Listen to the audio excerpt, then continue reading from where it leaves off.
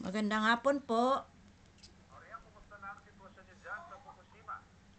Ay, mahirap po kasi malapit lang ho yung nuclear namin dito na pumutok. Ang dami yung mga Pilipina na nahihirapan ho. Yung mga pinsan ko, papunta pa lang ho ngayon kasi mga 30 kilometers kailangan lumayo sila sa lugar na yun.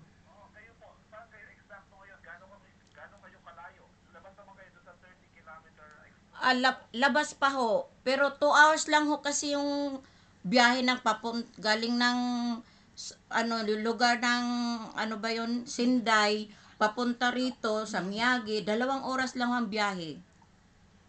Kaya medyo malapit-lapit ho.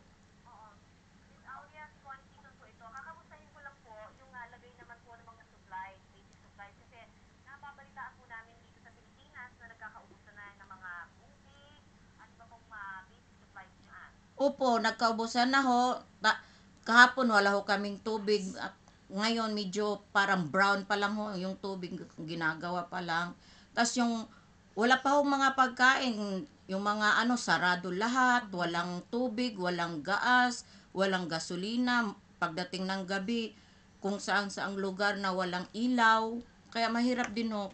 Yung iba kong mga talent na may mga asawa rin dito, ano, tumatawag sila sa akin, wala raw tubig, paano po walang mabilhan ng mga pagkain, mga gulay, kasi sarado ho lahat. Hindi pa ho, wala pa ho. Kaya nga ho nagtataka kami, bakit galing ng Korea, ng China, Singapore, marami nang dumating na mga army dito, pero ang Pilipinas pa ho ang wala.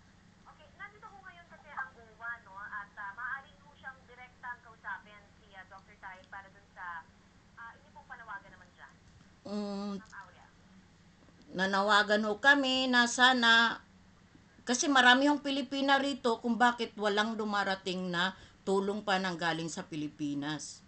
Bakit yung ibang bansa may naitulong na, bakit tayo wala pa? Mas maraming mga Pilipina dito na may asawa, may mga anak, pero bakit ganun? Ho. Mhm.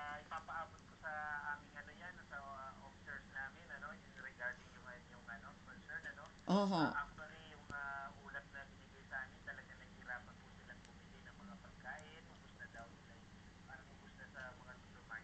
Oho.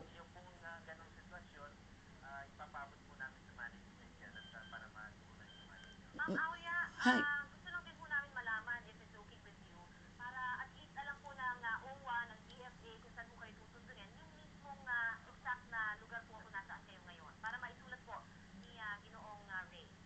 Dito po sa Fukushima, Shirakawa po. Oho, kasi yung galing ho ng Ibaraki, lahat ho tumatawag ho sa akin kasi ho may sarili rin ho akong mga 3 club dito. Yung mga ibang mga may asawa na nagtrabaho sa club ko, malalayo hong lugar, mga 1 oras, 30 minutes kanon. Wala ho silang mapagkain, kaya yung iba kahapon nagpunta sa akin, humingi ng tubig nga ganon. Tinutulong.